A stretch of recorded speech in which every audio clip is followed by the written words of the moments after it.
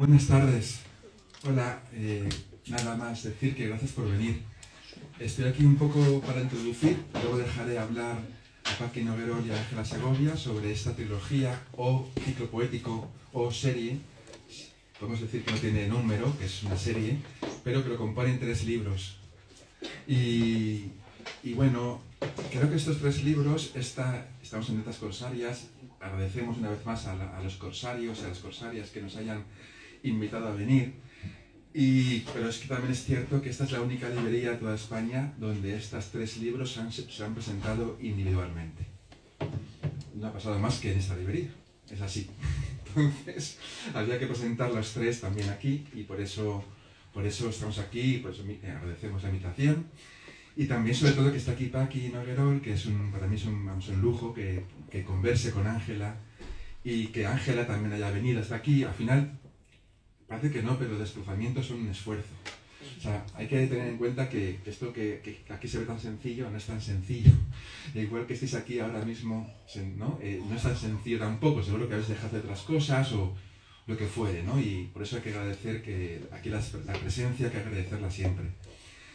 De Ángela Segovia, como editor de sus libros, solo puedo decir que me considero, sobre todo, como editor, el hecho de que tengo el privilegio de ser un lector privilegiado, para la redundancia, de sus libros. Quiero decir, de seguir su proceso artístico, su proceso de escritura, desde los principios, ¿no? De que se le ocurre hasta que el libro ya está publicado.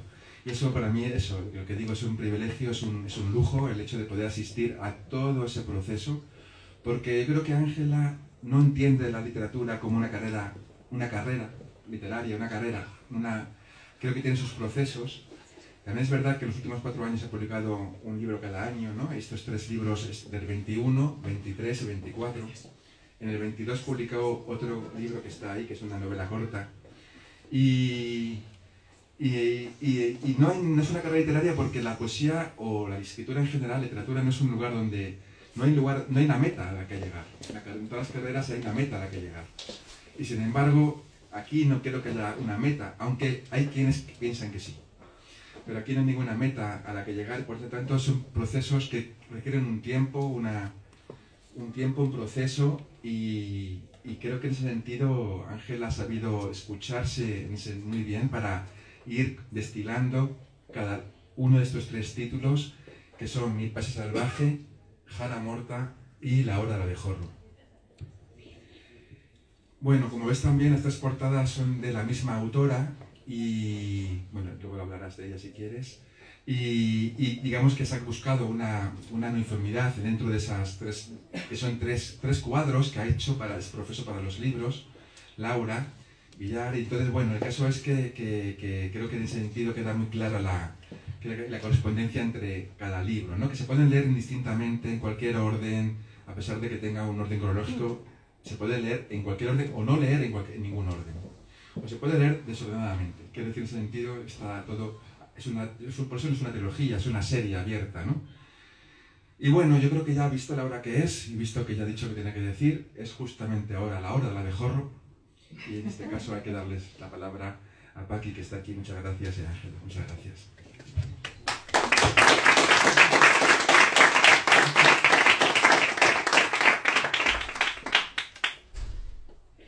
Buenas tardes a todas las personas de la sala.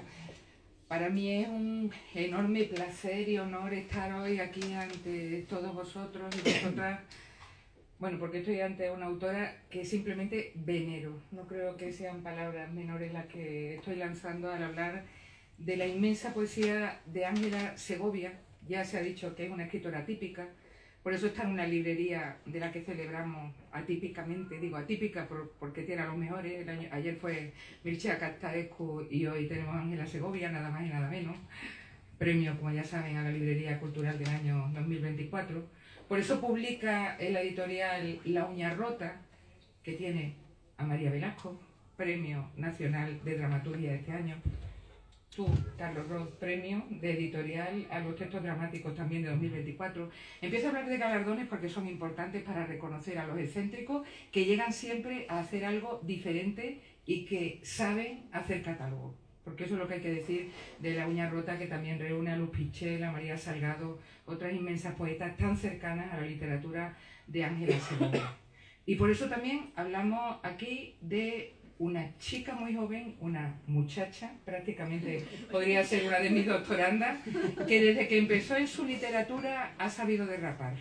De hecho, el bendito derrape del lenguaje es lo que la define.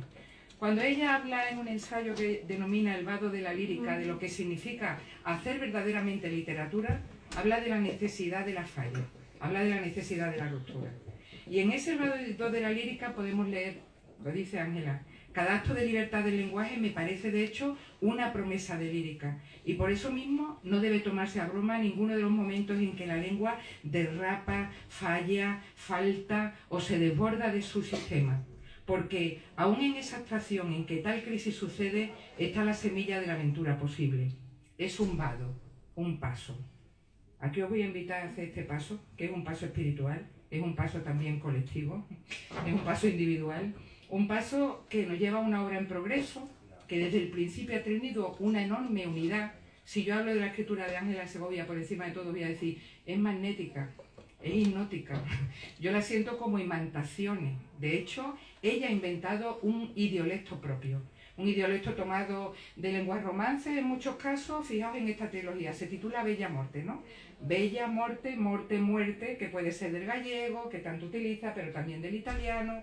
Mi Paese Salvaje, el primer libro, Paese de Paese Selvaggio, si habláramos de italiano, pero por supuesto, salvaje con el español nos permite fundir y acabar con la frontera, y ya estamos empezando a hablar de una obra, por tanto, tan valiente que es capaz de crear una escritura fonética, morfológica y sintácticamente osada. Y desde luego una escritura que está en cualquier verso fajándose, que se arriesga. Por eso es tan importante hablar de falla, hablar de alteración, y ha sido en más de una ocasión colocada con la poesía experimental cuando a ti no te gusta, porque yo estoy de acuerdo contigo. No eres tanto una poeta experimental como una poeta, decía Eugenio Montejo, que también era hijo de panaderos como Ángela Segovia, que él producía poesía desde el taller blanco de su padre. Su gran libro de ensayos sobre su poética se llama El taller blanco. Dice, no, yo quiero producir con la harina. Ángela Segovia también produce con la materia, con los objetos, los animales, las plantas, las cosas, las aras.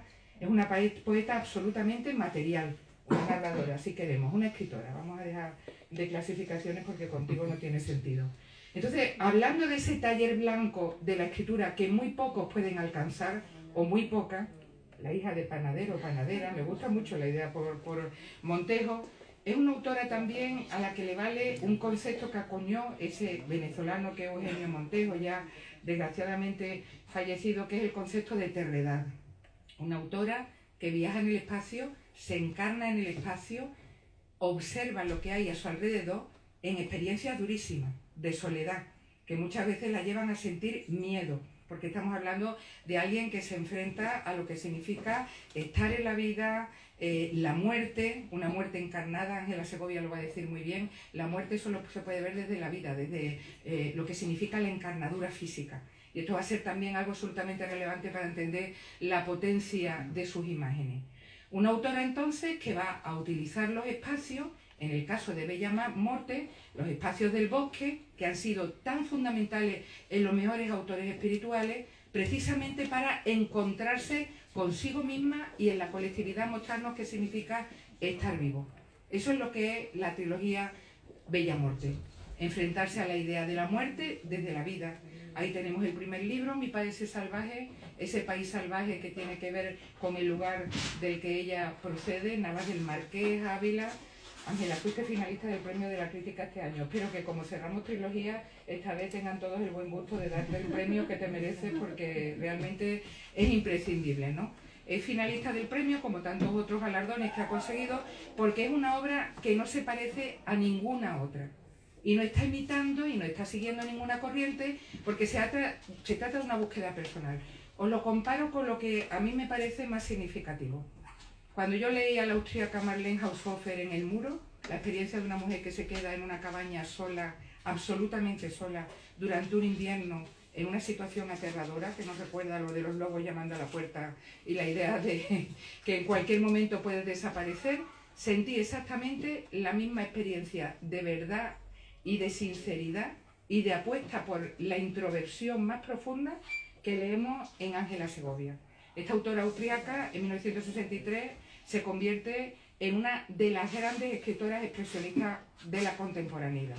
Pero anteriormente tenemos un libro como Lenz, de Georg Büchner, que es el libro de la persona que desde la inestabilidad mental se enfrenta al bosque para poder sobrevivir. ¿Te gusta Lenz como a mí, no? Está citando como cosas claves, o sea, los dos libros que has citado, o sea, Lenz y el libro Y el como muro. que están, bueno, Lenz sobre todo está como muy presente en Paramore, es como de mis Es la base, libros ¿no? favoritos. Sí. Pues igual, a mí también.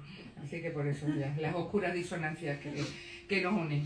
Bueno, este libro de 1835, Lenz, de Georg Büchner, donde habla de un poeta con desarreglos psíquicos, como se suele decir simpáticamente, pero que va mucho más allá, un genio, un real genio, y cómo se encontraba con la naturaleza para poder sobrevivir. Ese libro que adoró Balser, que adoró Kafka, que dijeron, ¿no?, de Lenz, que se convertía en un libro capital, que copió todo, cuando luego en Walden, La vida en los bosques, todo el mundo estamos hablando todo el día de Walden y Thoreau y lo que significaba el bosque, pero en realidad lo de Lenz fue mucho más fuerte.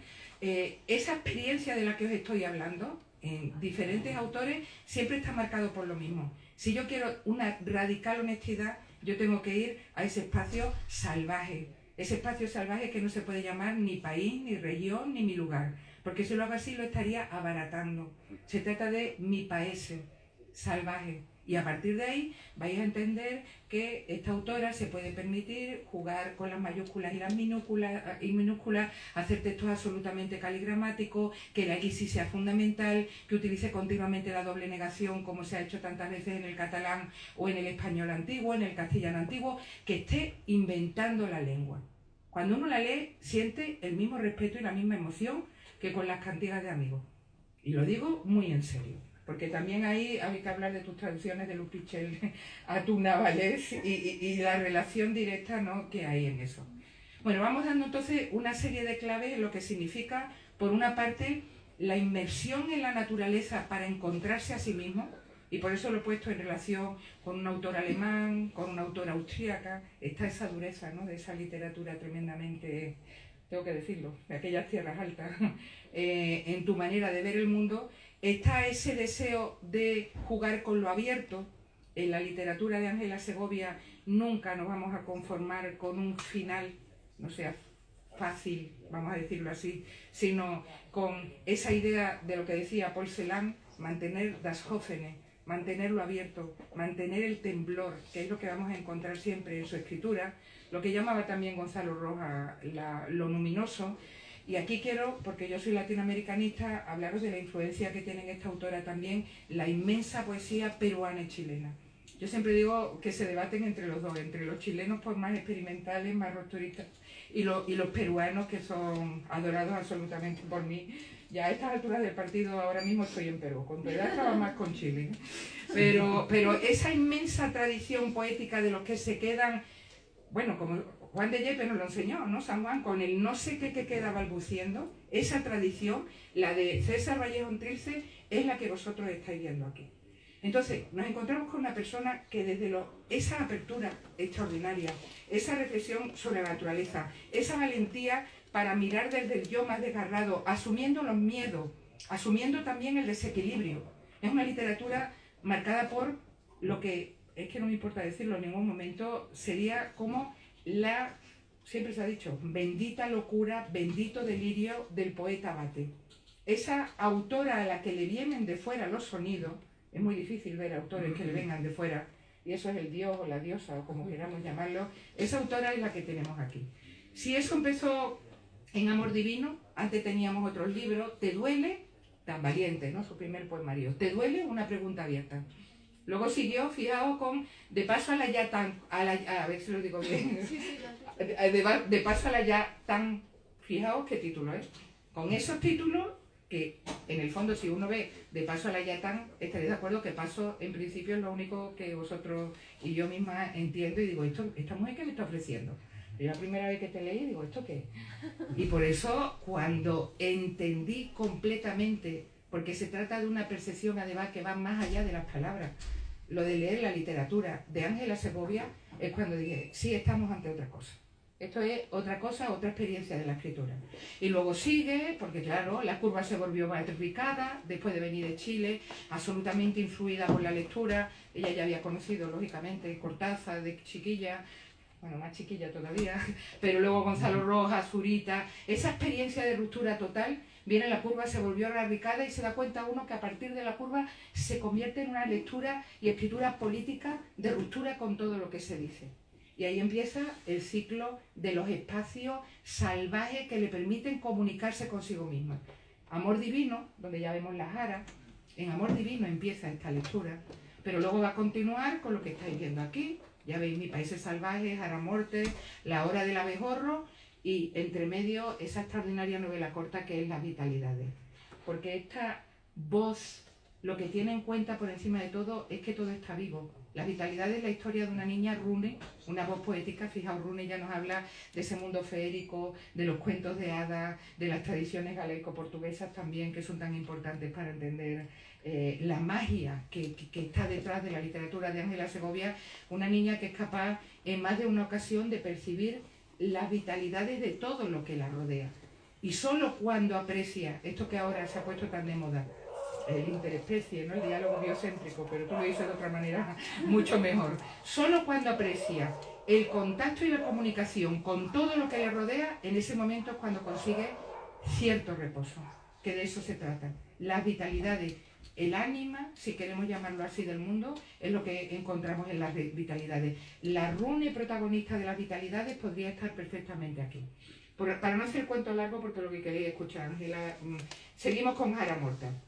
Jara Morta, un paisaje. La Jara, un cuaderno. Ella siempre habla del cuaderno de la Jara, donde iba escribiendo y donde, como es una autora total, vamos a encontrar sus ilustraciones. Afortunadamente, si leéis los dos primeros libros, encontráis las ilustraciones del cuaderno, sus dibujos, igual que lo vemos en Las Vitalidades. Qué importante eso en la literatura contemporánea. Qué importante que veamos y que suene de otra manera también. Qué importante que podamos tener una percepción absolutamente total de la literatura. Y en Jara Morta entonces nos vamos a encontrar de nuevo con una voz poética que va a un lugar donde se encontraba la cabaña de su abuelo, que busca un refugio en la intemperie, porque de eso se trata, de estar buscándose en una guarida y en contra de la intemperie. Ángela Segovia escribe la intemperie más radical, por eso es tan valiente tu literatura, porque la intemperie es lo que está en la base. Y a partir de buscar esa cabaña, a partir de ese elemento simbolista, absolutamente fundamental, empezamos a encontrar un discurso que de nuevo nos lleva a que solo el amor salvará. Hay una experiencia extraordinaria en la poesía de la poeta que tengo en el centro, que también es central, que es la experiencia del esposo. Si quieres luego hablamos de esa idea, ¿no? De cómo el esposo puede salvar ante el dolor, ante la imposibilidad, ante la ausencia, ante esta angustia de la inestabilidad, esa idea del esposo que yo creo que a todos nos está recordando a la Beatrice, a la Laura, pero también, por supuesto, a Juan de la Cruz y a todo lo que significa el esposo para Teresa de Jesús, que es lo que tenemos en la clave. En fin, voy terminando porque si no ya veis que estoy ya más que lanzada. La Hora del Abejorro, 2 minutitos solo. El texto de la latencia y la lactancia. En todos estos textos por detrás hay una experiencia radical. La soledad por una parte, ha pasado el COVID también, yo veo el encierro, si quieres hablamos luego de lo que significó el encierro y la imposibilidad de ir a la naturaleza, porque creo que se encuentra detrás de esta trilogía, pero cuando nosotros leemos La Hora del Abejorro nos encontramos a una voz poética que en casi todo momento se presenta ella con su niño. De hecho está dedicado a su hijo. ¿Tu hijo se llama Nicanor por Nicanor Parra? O a lo mejor, te lo tengo que preguntar. Bueno, pues en todo momento veo a una voz poética que se encuentra en una situación tremenda, que es la situación ambivalente de una madre entre el agobio de la latencia y la lactancia. Hay un calor continuo y la voz poética lo siente. Hay una angustia también, hay un miedo de no saber, pero al mismo tiempo hay una felicidad y hay un deseo de ir más allá. Hay esa ambivalencia extraordinaria en todo el texto. Fijaos en el colofón de la obra. A ver si lo puede buscar, tú, mi niña, lee el colofón, porque yo creo que es la hora del abejorro, el colofón precioso que le habéis puesto, porque explica en realidad tú la trilogía, con tu voz. Esta primera edición de La hora del abejorro de Ángela Segovia se envió a imprimir en marzo de 2024 y llegó a las librerías en abril, cuando el abejorro, anidado bajo tierra, despierta de su letargo invernal para visitar 1000 flores diarias y comenzar un año más la ardua tarea de reproducción de las plantas, sobrevolando con su zumbido jaras muertas de un país salvaje. Pero esto está escrito por Carlos. Pero bueno, Carlos es un gran lector y sabe que podía unir perfectamente ahí. Habéis entendido que el abejorro tiene que ver por una parte con la idea, ella primero empezará diciendo yo era la abeja de estilo miel. Por una parte es positivo la idea de miel con la lactancia, lo vamos a ver, el abejorro que en primavera sale, que es capaz de sobrevolar un país que ha estado muerto. Hay una parte mucho más optimista en muchos de estos poemas, este último poemario digo, en relación a lo que podría ser Mi país salvaje y Jara Morte, pero también hay algo amenazante en el abejorro.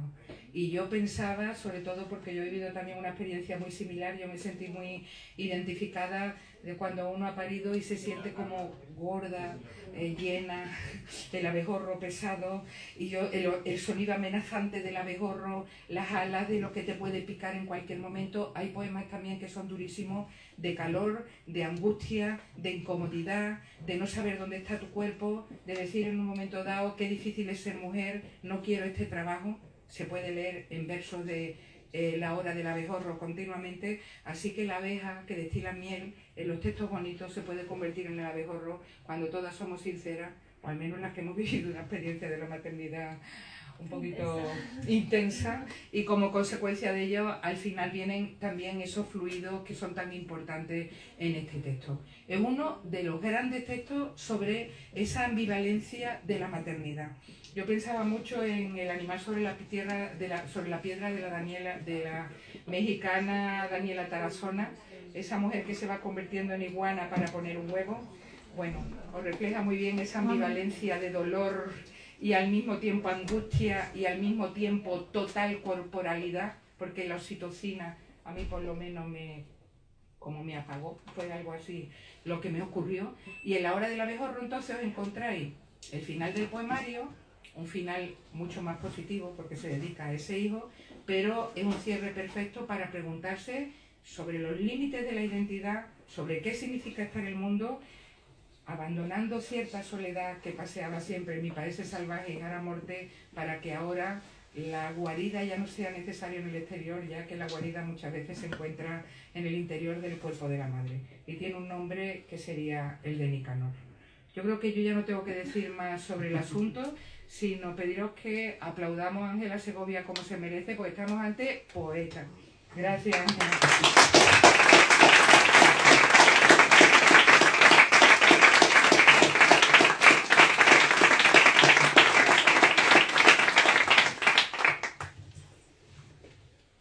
Que me has apabullado completamente. Estoy mareada. No sé qué voy a decir yo ahora. No sé qué decir, sinceramente. Pues que has tocado. O sea, tu lectura es como. La siento de verdad muy cercana como a los impulsos que han motivado. Has nombrado cosas como muy básicas. Has hablado de esta lengua, entonces has hablado de dialecto, ¿no? De esta lengua que he ido creando a partir. Todo eso empezó en Amor Divino, ¿no? Que fue como el primer libro con el que yo creo que rompí un cascarón fuerte ahí de. Sí, no sé, en el fondo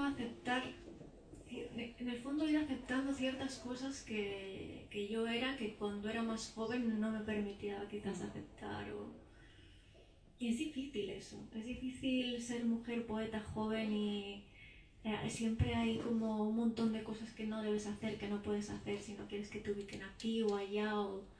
Entonces, en Amor Divino, ya solo con poner ese título, que al principio yo me decía a mí misma que era irónico, pero ha acabado siendo todo menos irónico, fue como un acto de libertad, ¿no? Y Y a partir de ahí empezó como esa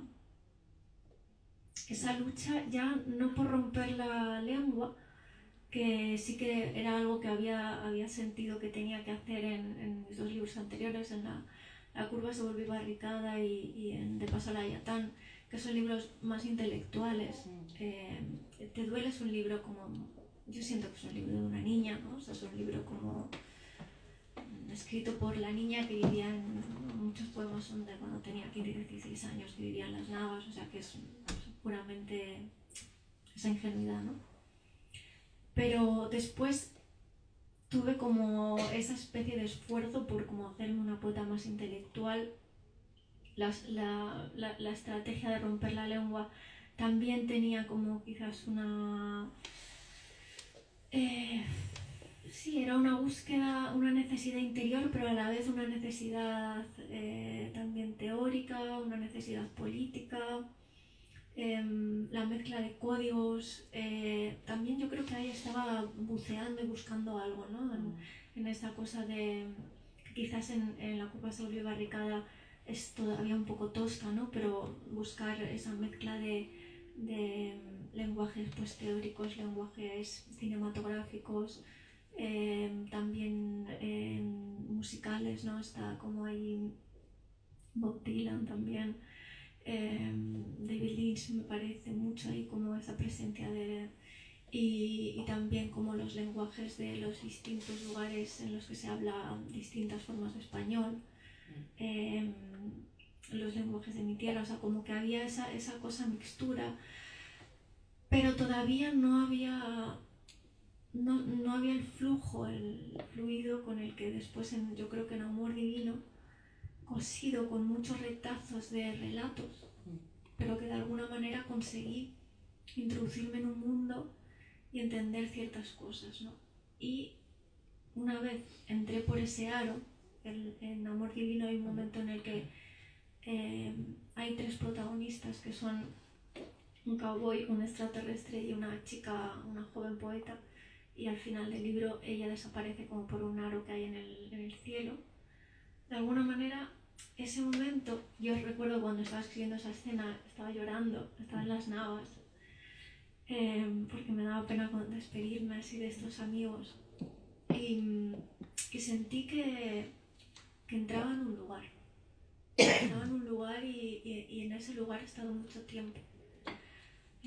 Últimamente llevo unos meses en los que estoy descansando un poco de la escritura tan intensa que ha sido la de estos 4 años, más una crianza de Nicanor que tiene 4 años, o sea, ha sido muy extenuante, y estoy escribiendo unos pequeños diarios y pensaba en una imagen que aparece mucho en Mi Paisaje Salvaje, que quizás no sé hasta qué punto pueda pasar un poco desapercibida, pero es la imagen de un músculo, o a veces aparece como una membrana o un músculo que hay que abrir, ¿no?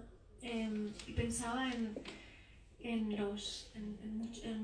algunos retablos que han sido como románicos, en los que aparecen como lenguas de fuego o como mandorlas rosadas por donde son puertas al infierno, ¿no? O también al cielo, pero más bien suelen ser como puertas, aparecen como ahí seres demoníacos.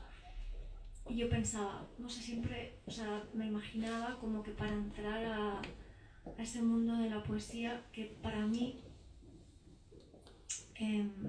es un mundo en el fondo muy, muy estrecho. O sea, para mí, claro, todos estos libros tienen un desarrollo de un mundo muy, muy amplio, pero yo cuando siento que entro en ese canal, siento que entro como en el hilo de la letra. En el hilo de la letra, ese hilo negro, es muy estrecho, es muy difícil entrar ahí.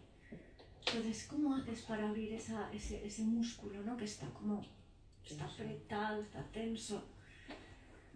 Y hay distintas formas. De lo que hablan, yo creo, un poco estos libros, es parte de esas formas, ¿no? Hay una máquina que pueda romper, que pueda desgarrar ese músculo, se puede entrar con violencia, se puede. Hay muchos grandes poetas y escritores que entran con violencia ahí, pero duele. La experiencia de Jara Morta fue la experiencia de esperar a que se abriera y de esperar al fracaso, a que no se abriera. Y de alguna manera saber que ese espacio, que ese músculo, en el fondo siempre está abierto dentro, en algún lugar. Entonces, bueno, el primer libro que en realidad el orden de publicación es Mi país es salvaje, Jara Morta y La hora del abejorro, pero hablando un poco de lo que comentabas tú, ¿no? También de estos años, de las cosas que nos han pasado estos años. El primer libro que empecé a escribir fue Jara Morta.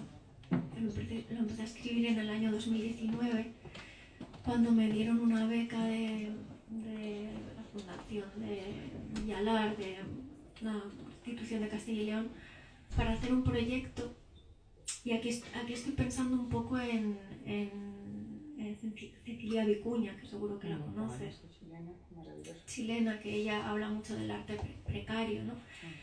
Como precario proviene de precare, de orar, ¿no? Y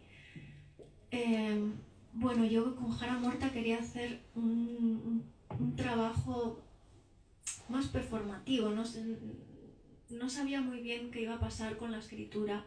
Sabía que quería llevar un cuaderno, pero para mí la experiencia que me había propuesto hacer tenía mucho más que ver con la vivencia.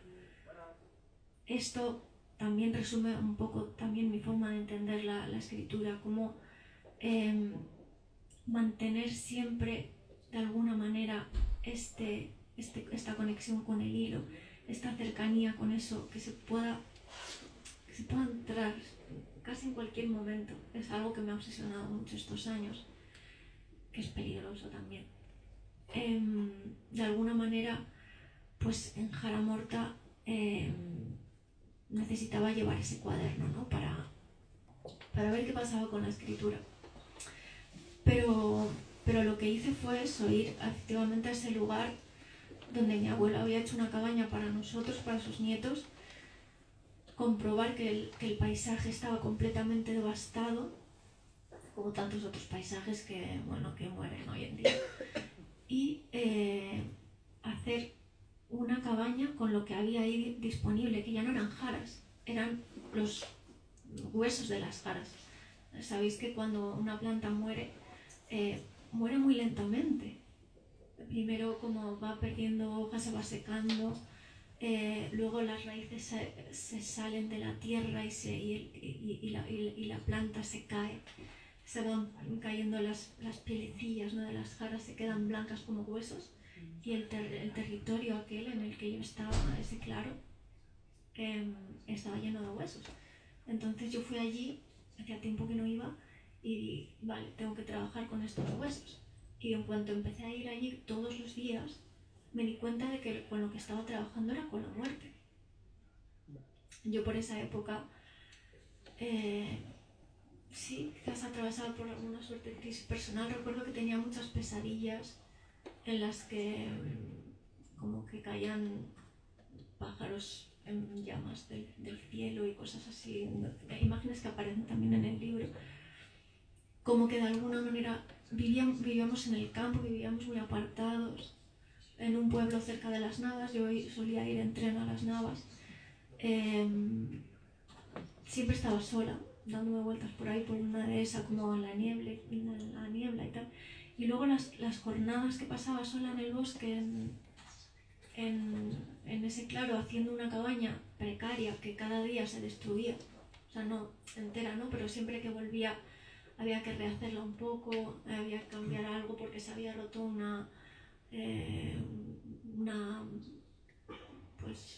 arco que había puesto, sí, la techumbre, tardé en hacerla, ¿no? Pero aun con 4 palos yo ya me metí ahí y al principio pasaba mucho miedo, y después sentí una lástima tremenda cuando después de una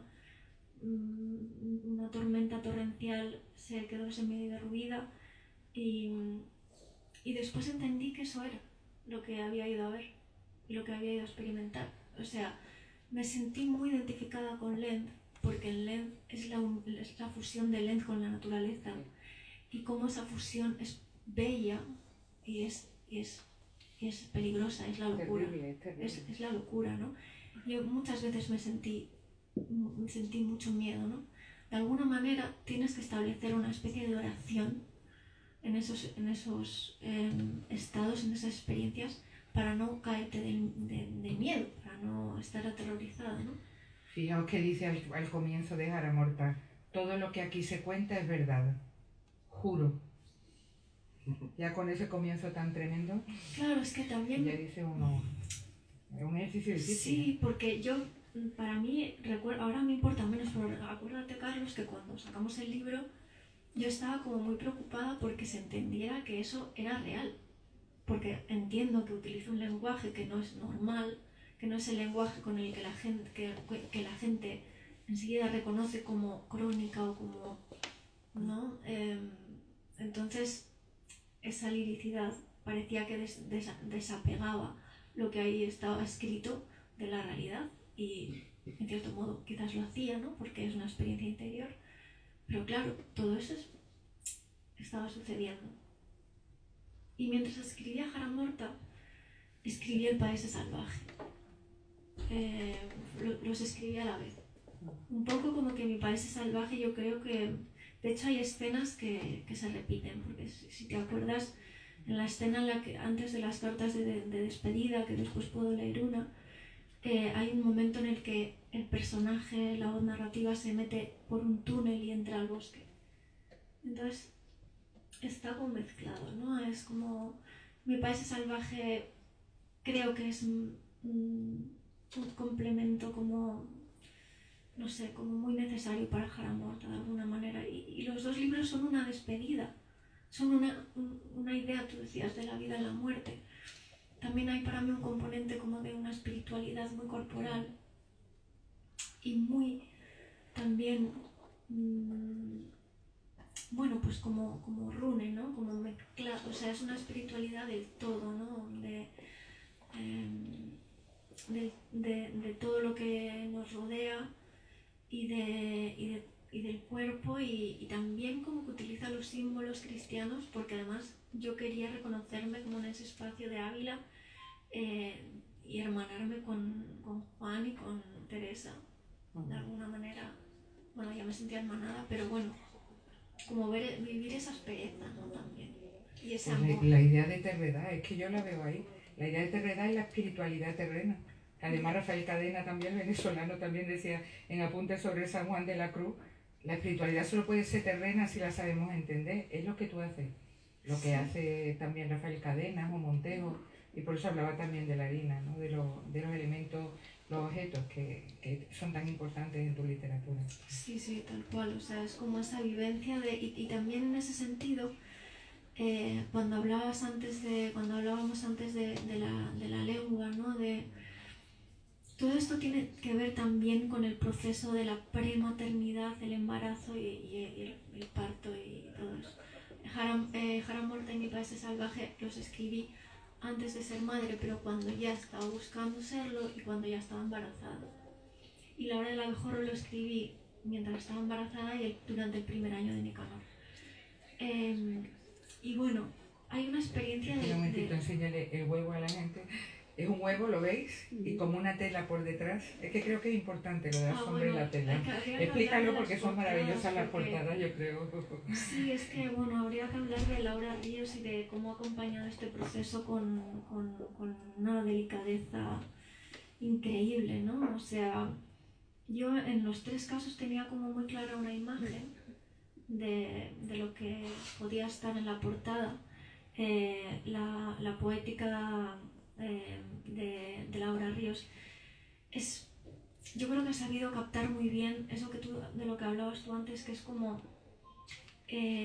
hay algo vibrante, algo como esperanzador, a la vez amenazante, ¿no? O sea, este vaso que representa también como el poema del vaso, que es un poema, una oración como central que está en este libro.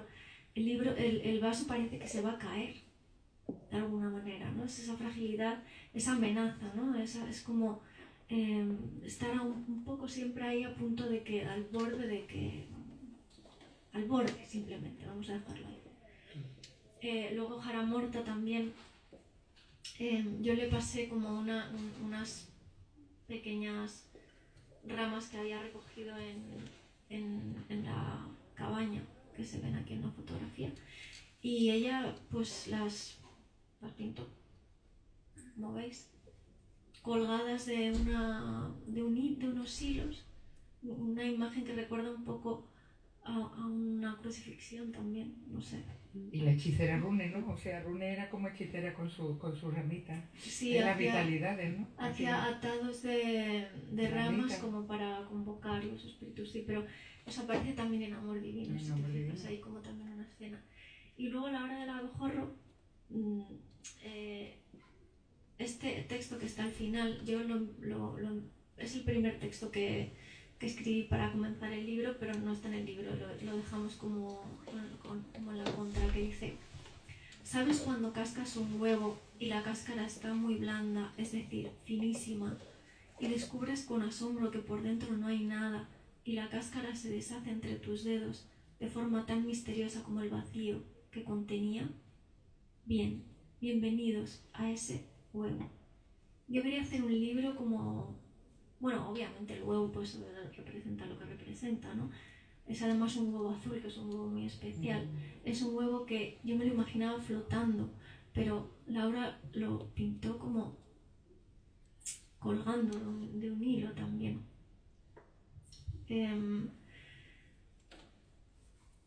Con el paño también, un paño sucio, busco un paño así como... no sé.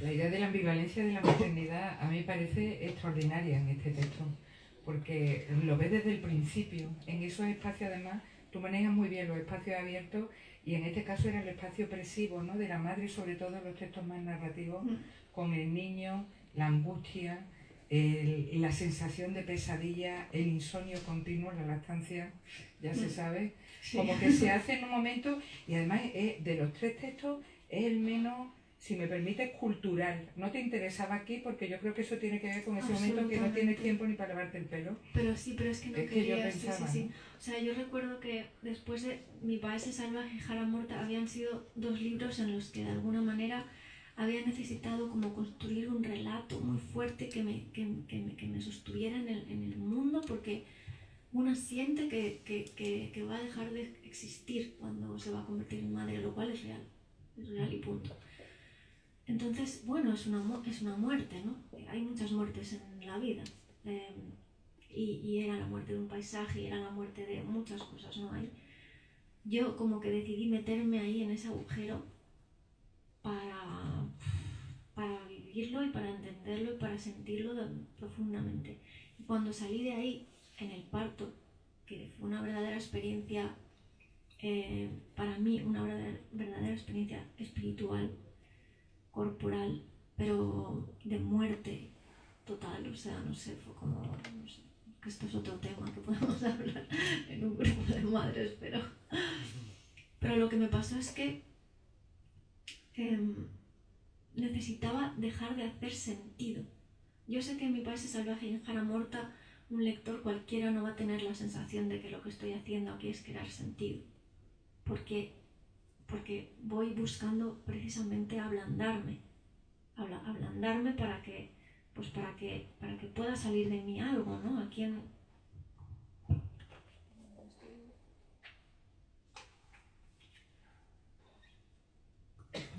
hay como un esquema en este libro que de alguna manera es lo que para mí resume un poco todo el viaje.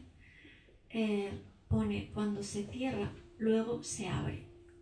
Y veis que se transparentan dos dibujos, ¿no?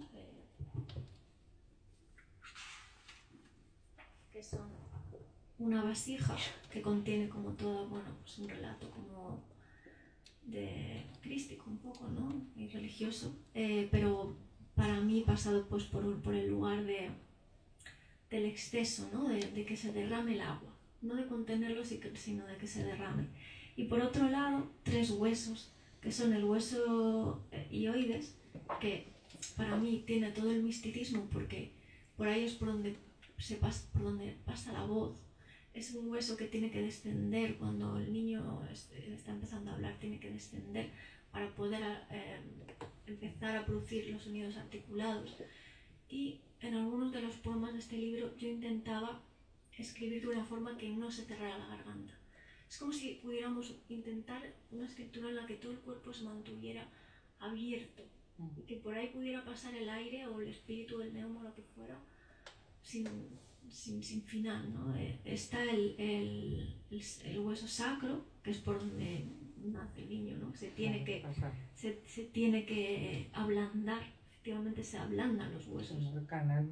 Sí, es realmente así. O sea, todos los huesos de la madre se ablandan para que el canal de parto pueda existir.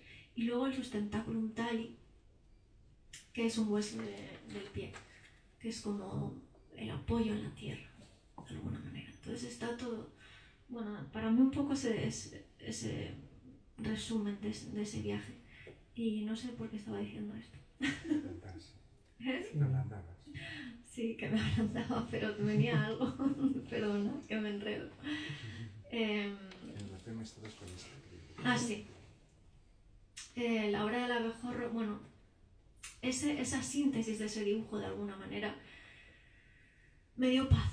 Recuerdo además que ese dibujo lo hice con Nicanor ya en brazos, tenía 2 meses. Estábamos terminando de editar el libro y tengo una foto con él ahí en brazos y lo estoy dibujando. Era la síntesis de ese viaje. Jara Morta claramente es un viaje también en el que tiene como un final en el que yo de alguna manera encontré ahí una respuesta, ¿no? Y en la hora del abejorro estaba tan cansada de intentar entender y a mí la oxitocina lo que me dio fue la fortaleza de decir no deseo entender nada y lo que deseo es vivir como una salvaje y escribir como una salvaje. Eres solo cuerpo ahí, es impresionante, sí. ¿no? O sea, dije, es que me da igual, o sea, me da igual todo yo y lo escribí sobre todo durante ese... Bueno, hay una imagen muy bonita que yo siempre le cuento a Nicanor, que es cuando yo estaba embarazada en verano y nos estábamos quedando en casa de los padres de mi esposo y es una urbanización con una piscina, entonces se oía el chapoteo de los niños, yo estaba tumbada en la cama, siempre estaba ahí como... Me recuerdo mucho en la cama y se movía mucho el bebé desde los 16 meses o así, lo sentía, lo veía moverse como un alien rarísimo. Y entonces siempre a la misma hora entraba un abejorro en la habitación donde estaba, todos los días. Y claro, era aterrador al mismo tiempo que era un momento de ternura infinita porque estaba yo ahí sola escuchando como los niños jugando en la piscina y con embarazada y tal. Eso era. Es la amenaza y al mismo tiempo la ternura y eso es lo que de alguna manera sucede en este libro. Yo creo que hay poemas, hay mucha rabia, igual que en Mi país es salvaje y en Jara Morta, el sometimiento al lenguaje, que es el sometimiento a Dios, es un acto de entrega absolutamente, que no tiene nada de que es puramente placentero, ¿no? Y puramente protector. En la hora del abejorro esa entrega es una entrega, es como si le arrojase algo a... Es como la violencia de Dios sometiéndote, ¿no? Con amor también, pero un amor que te somete. Bueno, pues sí, me gustó mucho escribir ese libro, lo escribí por las noches, sobre todo, algunas veces Nicanor nunca iba en carrito. Algunas veces que iba en carrito apuntaba cosas, son poemas muy cortos también, a diferencia de...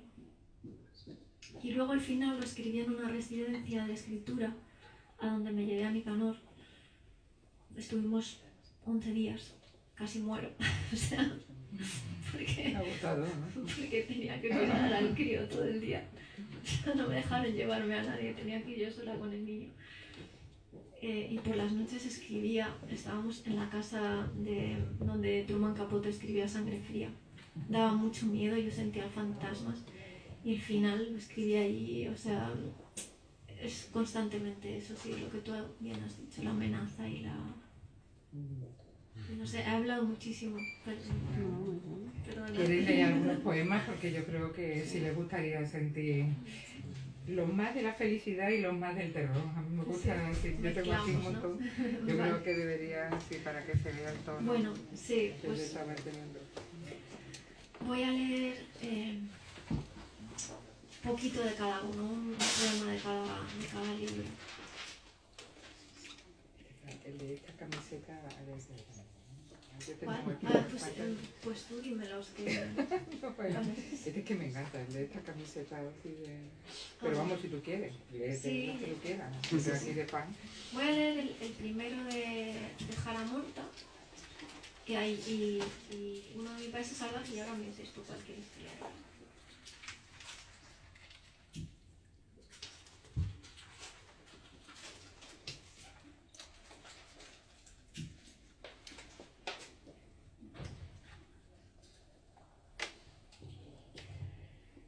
En la víspera del Día del Señor, me desperté en mi habitación de infancia. Miré por la ventana y vi el cielo. Pensé que se había puesto a llover ceniza. El cielo nocturno tenía un color naranja. Estaba lleno de humo. Tardaba mucho en amanecer. Y el día anterior había atardecido muy pronto. No sabía por qué no estaba amaneciendo. Está muy claro, pensé. Todo está muy claro. Vi los parterres de la plaza removidos. Los jabalíes habían entrado otra vez en el pueblo. Se chocaban contra el muro y se despeñaban, y por la mañana los hombres iban a recogerlos. Los ataban con cuerdas en sus Land Rover. En aquella época solía imaginarme insistentemente que el mundo estaba rodeado por una capa de espíritu. Solo eso lograba consolarme. Pero el mundo no miraba hacia ese espíritu que flotaba como una cometa o una serpiente alada. El mundo miraba hacia unas fauces horribles. Miraba hacia ellas y se volcaba. Se estaba volcando. No se podía salir de esa visión de las fauces. Yo quería saber cómo llegar al espíritu. Me devanaba los sesos. Largamente me había devanado los sesos. Hacía mucho que no salía de la cama. Por un año lo intenté. Y luego el principio simplemente del siguiente, donde ya empieza toda la acción. Una voz me dijo que debía levantarme y marcharme al bosque. Así lo hice. Me levanté y salí de casa sin despertar a mi esposo. En la calle Calvario, los chalets se hundían al interior de una luz morada.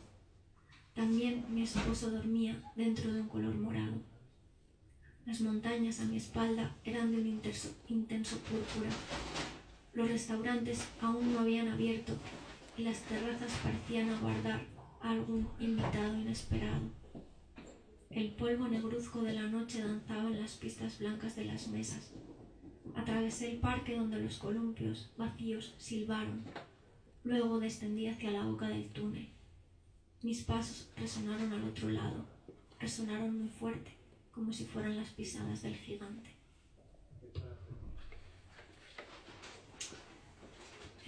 Carlos, ¿qué leo de aquí? Es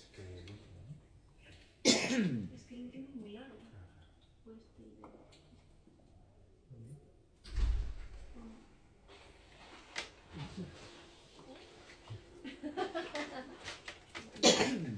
¿En serio?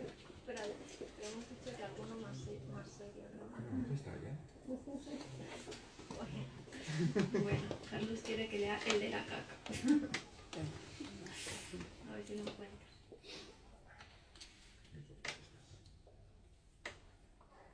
Venga, va. También es oscuro, hay que decir.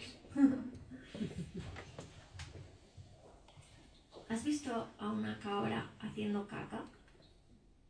¿De qué estás hablando? Lo digo en serio. Hablo de una cabra. Está en medio del bosque, en medio de los robles. Hace una luz melosa entre el verde y la paja amarilla. La cabra está haciendo caca. ¿Lo ves? Descríbelo. ¿No? Está muy claro. Cientos de bolitas negras que se deslizan una detrás de otra, muy apretadas. Y cuando quieres darte cuenta, hay un montón de negrura que se dispersa por el suelo en secciones compactas. Así es la poesía cuando sucede, dice la niña al niño. Y el niño pega un grito y se marcha. Le da miedo la poesía. Con solo mentarla se espanta. ¿Cuánto se ha reído ella? Estaba de broma, ha susurrado al rato. Yo solo quería hablar de cabras y, lo siento, y ya no hablaré más de poesía, lo prometo. Dime tu opinión de él. A la hora del abejorro, ¿lo quieres leer? A la hora del Sí. abejorro, la casa está en silencio. Sí, que se ha quedado. A veces para ver...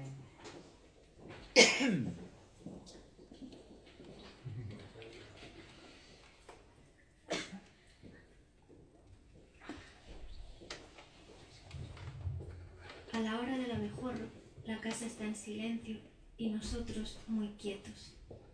Ellos se asoman a las ventanas.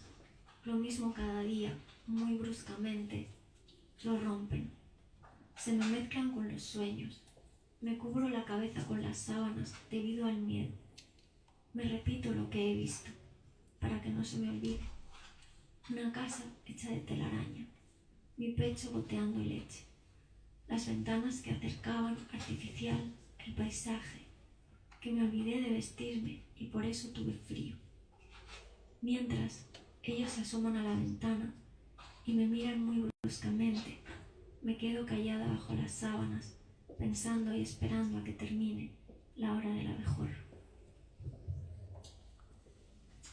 Como ejemplo de sonidos rotos de la boca del insecto, para que vean cómo son tus sonidos rotos, el estanco. ¿Te acuerdas? De la boca del insecto, rueda la ronda. Yo lo tengo aquí completo, ¿no? Sí, pues déjame ver porque Claro.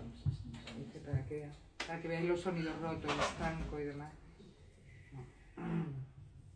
de la boca del insecto rueda agua ronda, pero vos no la veis. ¿Veis el agua estanca como mi amor estanco? Sí. Metéis la mano, ichi, ichi, como un narciso. La mano se difumina, brilla la mano, soplamos. Un arco iris, el alero del cielo.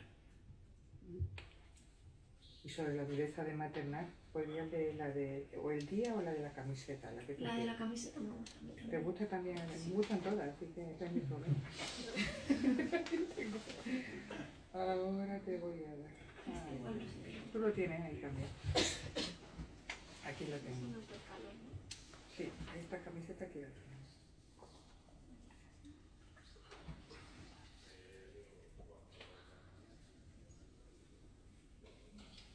Esta camiseta, me recuerdo otra camiseta.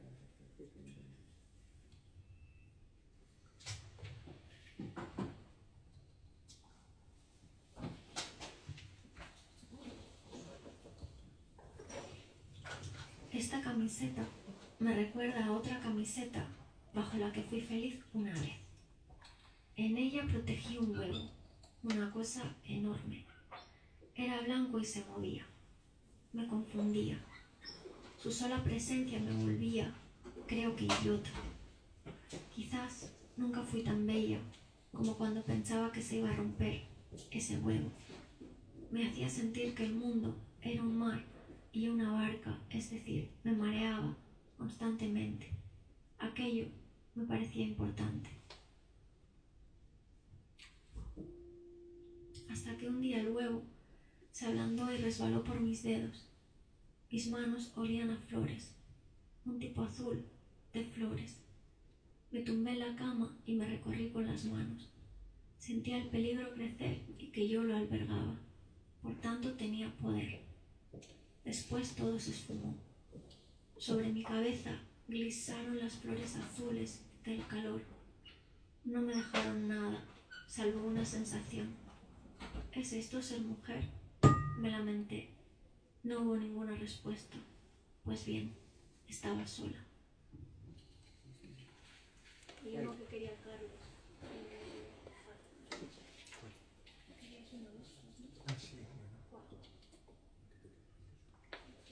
El de la felicidad del hijo es muy bonito también. Todo es bello, todo es hermoso.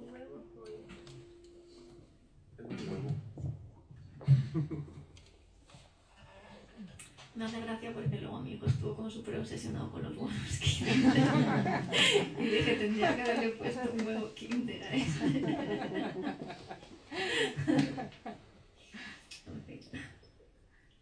Perdona, vamos a cerrar con esto porque como estoy apasionada no me he dado cuenta de que es muy tarde.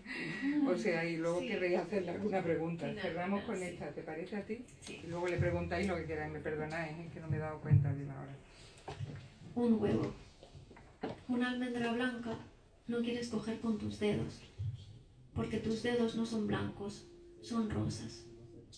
Un huevo azul no quieres coger con tus dedos, pues tus dedos no son azules, sino blancos. La luna en el cielo quieres coger con tus dedos, pero tus dedos no son negros ni blancos, sino dorados. Y esa sombra que se escapa, y ese pájaro enjaulado, eres tú quien los persigue diciendo, a mí, a mí. Y cuando me ves acercarme, son tus dedos sobre mi pecho los que lo vuelven un huevo incoloro, otra vez, para nosotros, que gracias a eso nos transformamos. Ya está, muchas gracias.